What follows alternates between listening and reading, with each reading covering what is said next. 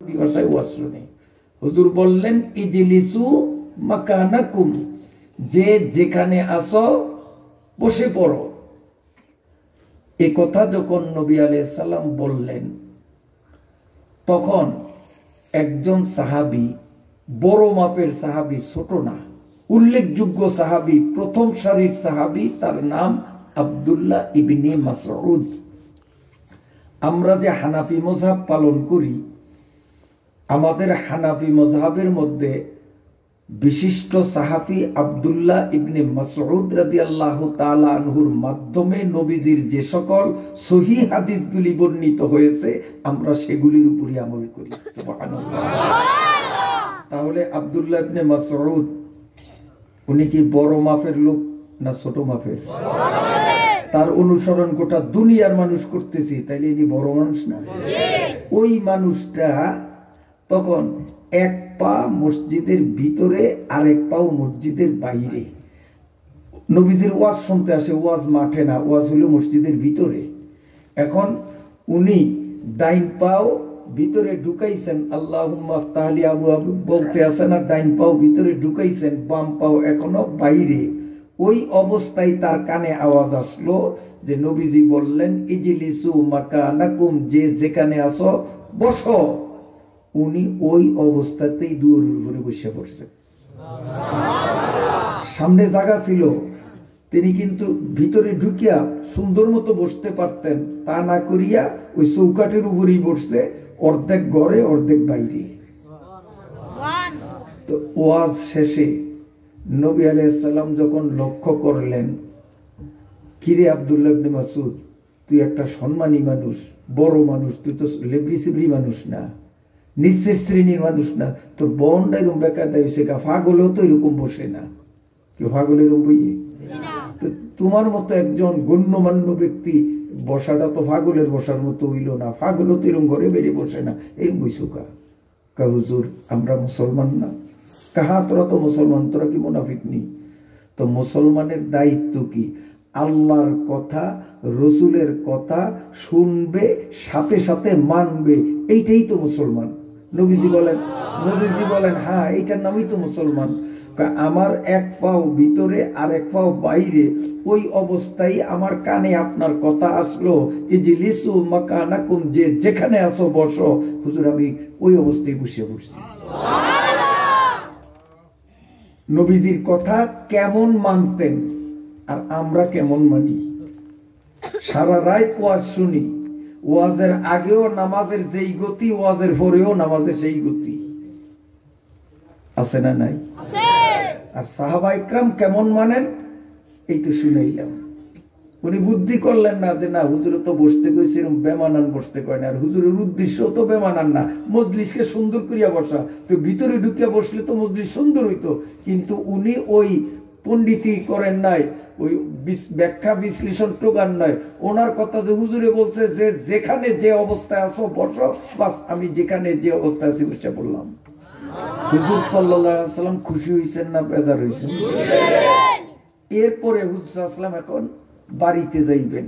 হুজুর যখন মসজিদ থেকে বাইর হইয়া আরেকটু আউগাইলেন, তখন দেখেন রাস্তার মধ্যে এক বুড়িয়া রুমাল মাথায় ঘুমটা দিয়ে ভাবে বসায়, বুড়িয়ায়। নবী আলাইহিস সালাতু ওয়াস সালাম সেখানে যায়া সালাম দিলেন, আসসালামু আলাইকুম মান আনতা ইয়া শাইখ, মুরব্বি আপনি কে? রুমাল দিয়ে ঢাকা তো চেহারা দেখা যায় না। তা আমাদের নবী জিজ্ঞাসা করে মান আনতা ইয়া শাইখ, মুরব্বি আপনি কে?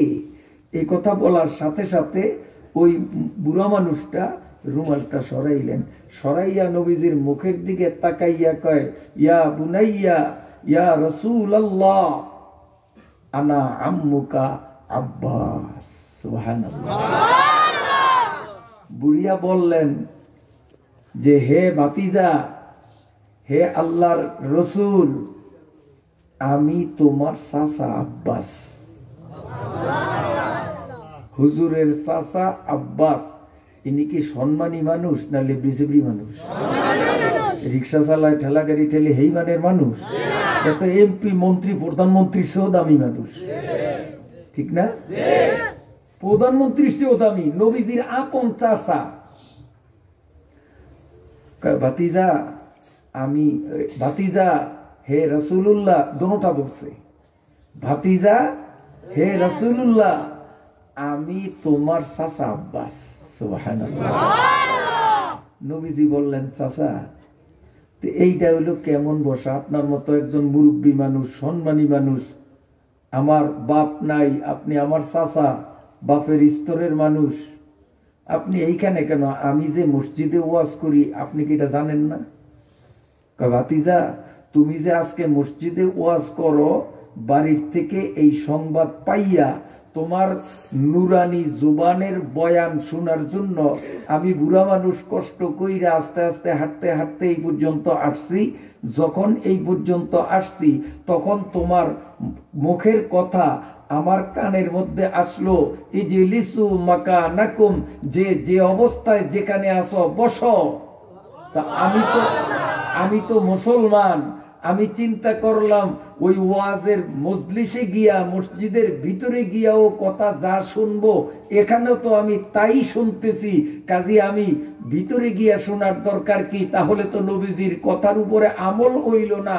মুসলমান তো শোনার নাম না, মুসলমান তো হলো মানার নাম।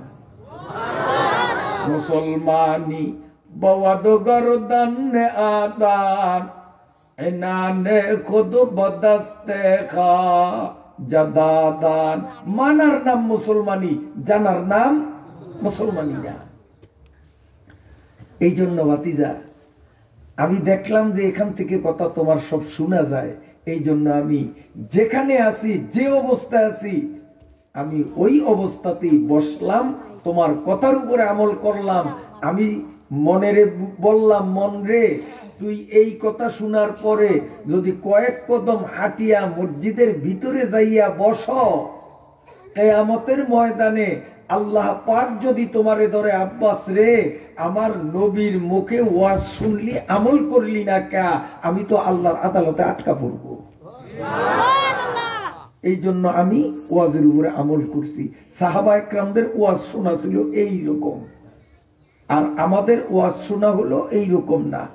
আমাদের ওয়াজ শোনা হলো লম্বা টাইম ওয়াজ শুনবো, অল্প টাইম বললে পেট ভরে না। এরপরে যে ওয়াজ করবে তার সুরটা কেমন, তার গলার আওয়াজটা কেমন, হাসানো কান্দানির ভঙ্গিমাটা কেমন, আমাদের নজর থাকে ওই দিকে। নজর এই দিক থাকে না যে উনি আমাদেরকে কি বুঝাইলেন, আর সেই বুঝ অনুযায়ী আমার কাম কতটুকু হয়, আগামীতে আমার কি সিদ্ধান্ত নেওয়া, এই খেয়াল কিন্তু আসলে আমাদের 100 জনের একজনেরও নাই মনে হয়। এইরকম ওয়াজ কিয়ামত পর্যন্ত যদি চলতে থাকে, 1 পয়সার উপকার হবে না, 1 পয়সার উপকার হবে না। এজন্য আমলের নিয়তে আমরা শুনি, অল্প শুনবো, ইনশাআল্লাহ নাজাতের জরিয়া হয়ে যাবে। আল্লাহ তাআলা আমাদেরকে কবুল করেন, আল্লাহ তাআলা আমাদেরকে কবুল করেন। কোরআনের মাহফিলে আমরা আসলাম না, আল্লাহ আমাদেরকে আনছেন। আল্লাহ না আনলে আসতে পারতাম না। আল্লাহ পাক আমাদেরকে আনছেন, তাই আমরা আসলাম। ঠিক আছে তো? তো আল্লাহ পাক আমাদেরকে আনছেন কেন? যে আমাদেরকে তিনি মহাব্বত করেন, ভালোবাসেন, তাই না? এই একটা কথা আমার আপনাদের জিজ্ঞাসা করি, ওয়াজে আসলাম না আনছে কেউ? আল্লাহ আনছে। আচ্ছা, এখন ওয়াজের দাওয়াত পাইয়া, ওয়াজ যেখানে চলতেছে এই কথা জানিয়া, বর্তমানে ওয়াজের আওয়াজ কানে যাইতেছে, এর পরেও আল্লাহ না করুক এমনও কিছু মানুষ থাকতে পারে যারা টাচ মোবাইলে, ইউটিউবে মেয়েদের ল্যাংডা নাচন চায়, এরকম লোক থাকতে পারে কিনা আপনারা কোন? হ্যাঁ, ওয়াজও আসলে আসতে পারে, মাইকের আওয়াজও কানে যায়, চায়ের দোকানে বসিয়া বসিয়া গল্প করে, আছে না নাই? ওয়াজে আসলে আসতে পারে, কিন্তু সে বাড়িতে শুয়ে রইছে, অথবা কাম নাই কাজ নাই, খালি খালি আড্ডা দেওয়ার জন্য বাজারে গেছে, আছে না নাই? এই যে ওয়াজে আসলো না, ফেসবুকে অথবা ইউটিউবে ল্যাংডা নাচন চাইতেছে, নাটক চাইতেছে, হ্যাঁ, এই যে এটা সওয়াবের কাম না গুনার কাম? ওই গুনার কামটা কি ও করছে না ওরে দিয়ে কেউ করাইছে? কে করাইছে? না, আমি আপনাদের সাথে একমত হইতে পারি না। কে কইছে শয়তানি করাইছে? এটা একটা ঢা মিথ্যা কথা। আল্লাহ করাইছে। আল্লাহ ওরে দিয়া গুনার কাম করাইছে, আমারে আপনারে দিয়া নেকের কাম করাইছে। কারণ ওই যে ইমানে মুফাসসালের মধ্যে আমরা কি পড়ি? খাইরিহি ও শাররিহি মিনাল্লাহে ও মিনাশ শয়তানে, এরকম। কেমন? মিনাল্লাহে ও মিনাশ শয়তান আসেনি? যদি খাইরিহি ও শাররিহি দুইটা, খায়ের মানে ভালাডা এই ওয়াজে আসা, সার মানে ইউটিউবে ঢুকিয়া ল্যাংডা নাচন সাওয়া সিমরিগো, এটা হলো সার। তো খাইরিহি ও শাররিহি, ভালোটা খারাপটা, মিনাল্লাহে ও শয়তান, এরকম যদি হইতো তো বুঝতাম যে একটা আল্লাহ করায় আর একটা শয়তানে করায়। কিন্তু দোনোটা বলার পরেই কি বলছে? মিনাল্লাহে তাআলা। কয়জনের নাম কইছে? মিনাল্লাহে তাআলা বলছে। ও শয়তানি রাজিম কইছে নি? তাহলে দুইটা বলার পরে যখন মিনাল্লাহে তাআলা বলছে, তো প্রমাণ হইলো বালাটাও আল্লাহ করায়, বুড়াটাও আল্লাহ করায়। কথা বুঝাইতে পারছি? এখন আপনারা কইবেন যে আল্লাহ বুড়াটা করাইলো কা? প্রশ্ন আসে না? আল্লাহ বুড়াটা করাইলো কা? আল্লাহ ইচ্ছা করলে তো ওরে আন্দা বানিয়ে দিতে পারতো। তুই ওয়াজ না গিয়া তুই ফেসবুক চালাস, তোর 14টার আন্দা বানিয়ে দিন। আল্লাহ সেকেন্ডের মধ্যে বানাইতে পারে কিনা? বানাইতে পারে কিনা? আল্লাহ ওর মাথার নাট বল্টুর একটু ঢিলা করিয়া দিয়া পাগল বানিয়ে দিতে পারে না? আমাকে তুই ওয়াজে গেলি না, তোর মাথার নাট বল্টু ঢিল করিয়া দিন, তুই এখন বক বক করবি, তুই পাগল। পারে না আল্লাহ? ওই আল্লাহ করলো না। না করি আল্লাহকে তোর চৌকো ঠিক রাখলাম, তোর মাথাও ঠিক রাখলাম, সব সুস্থ রাখলাম, তুই ওয়াজও যাবি না, গান শুনবি, যা আমি গান শোনার সুযোগ দিয়া দিলাম। এই যে চোখ নষ্ট করলো না, ব্রেন নষ্ট করলো না, এটাই তো তার সুযোগ দেওয়া। আল্লাহ সুযোগ দিছে গুনাহ করার জন্য, আর আমাদেরকে সুযোগ দিছে আল্লাহ নেক করার জন্য। তাফসীরে আসা এটা নেক না গুনাহ? এখন আল্লাহ কেন ওরে গুনার সুযোগ দিল? কারণ হলো এই দুনিয়াটা হইল একটা পরীক্ষার হল। আমার কথা না, আল্লাহর কথা। সূরা মুলুকে লিনাবলুয়াকুম আইয়ুকুম লিয়াবলুয়াকুম আইয়ুকুম আহসানু আমালা। এই আয়াতের সোজা অর্থ হলো এই দুনিয়াটা একটা পরীক্ষার হল। দুনিয়াটা কি পরীক্ষার হল। এখন মনে করেন এই সভাপতি সাহেব হইলো আজকের পরীক্ষার হলের গার্ড। পোলা পাইনে পরীক্ষা দিতেছে, উনি দেখবে, হল পরি দিবে, পাহারা দিবে, উনি গার্ড। ছাত্র হইলাম ইনি, আমি, এই সাদেক হুজুর, আমরা তিনজন পরীক্ষার্থী ছাত্র দিই, ইনি গার্ড। এখন উনি যা খাতায় লিখতেছে, কিছু সঠিক উত্তর লেহে, কিছু ভুল উত্তর লেহে, এটা কিন্তু গার্ডে দেহে, উনি আড়ে দেহে না। আর ইনি যা লেখে একেবারে সব প্রশ্নে যা চাইছে হুবহু তাই লেখে। কথা না কইলে ভালো হয়। মোবাইল যদি আসে তো রিসিভ, এই আমার কথা শোনেন, যদি মোবাইলে রিসিভ আসে কাটিয়া দিবেন না। কাটিয়া দিলে যে কল দিছে সে আপনার বিরক্ত হইব, মনে মনে গাইলে বুঝে শালার ভাই শালারে কল দিই খালি কাটে, এরকম মনে মনে গাইলে কাজে কাটবেন না। বরং কি করবেন, রিসিভ করিয়া থুইয়া দিবেন। পয়সা আপনার যাবো না, পয়সা যাবো হইতে। এখন হইতে যদি ভালো লাগে তো ওয়াজ কতক্ষণ শুনবো, 5 মিনিট, আর ভালো লাগলে হইতে কাটিয়া দিব, বুঝবো যে হইতে ওয়াজ আছে, ব্যস্ত আছে। কিন্তু আপনারা যদি কথা কন এক জায়গায় দুই সুর চলে না, মোবাইলও চলবো ওয়াজও চলবো, এটা হইব না। মোবাইল চললে ওয়াজ বাদ, আর ওয়াজ চললে মোবাইল বাদ, ঠিক আছে? একসাথে তো ওটা চলবো না। আমার পকেটেও মোবাইল আছে, দেখবেন যদি কেউ কল দেয় ইনশাআল্লাহ আমারটা আমি রিসিভ করে তুই দেবো। তবে পকেটও রাখি কোনটা, মোবাইল দুইটা আমার, যেইটায় ঘন ঘন কল আইয়ে আমার নম্বর যেটা বেঁকে চিনে, সেইটা কিন্তু আমি স্টেজে ওঠার সময় আমার দাঁড়েও আনি না। আর যেইটা পকেটে রাখি ইমার্জেন্সি, এইটার নম্বর খুব কম মানুষে জানে, এইটা ইনশাল্লাহ ওয়াজে আইস পর্যন্ত এই সিজনে একদিনও ওয়াজের টাইমে কল আইয়ে নেই, সেইটা আছে পকেটও। এরপরেও যদি আইয়ে তা আমরা করে দেয় রিসিভ করে তুই তুমি কথা করি না, তো হে বুঝবো যে হুজুরে ব্যস্ত আছে। কথা বুঝাইতে পারছি? কথা বুঝাইতে পারছি? ওয়াজ তো মনে শুরু হয়নি না, আসলে শুরু হয় না, কারণ শুরু না দিলে ওয়াজ হয়নি। এখন যেটি এটি তো ওয়াজ না, এটি তো কথা, এটি তো কথা, এটি কি ওয়াজ নেই? সুর দিলে এটা না ওয়াজ। আজকাল সব সুরের পাগল, খালি সুরের পাগল। আল্লাহ, তাহলে এখন যেটি বলি এটি ওয়াজ না। ওয়াজ অর্থ কি? ওয়াজ অর্থ হইলো আত্মার খোরাক। তা আমি যেই কথাগুলি বলতেছি এটি কি আত্মার খোরাক না কানসুকরণের কথা? এটি ওয়াজ না? ওয়াজ কি? তবে সুর যখন শুনতে চান ভালো লাগে না, তা আল্লাহ তৌফিক দিলে ইনশাল্লাহ তো সুর হইবই। তবে যদি একেলা তাদাম গাই সুর হয়তো একটা কথা আছে, বেশি ভালাও ভালা না। কি বেশি ভালাও? এককালে খাইতে বইছেন শুরুর তো শেষ পর্যন্ত খালি ফলাও আর রোজ দেয়, আর কিছু দেয় না। এই খাওন ভালো লাগেনি? ফলাও দেয়, রোজ দেয়, কতক্ষণ পরে খাসি দেয়, কতক্ষণ পরে গরু দেয়, কতক্ষণ পরে আবার সালাদ দেয়। কেউ দেয় না? দেয় না?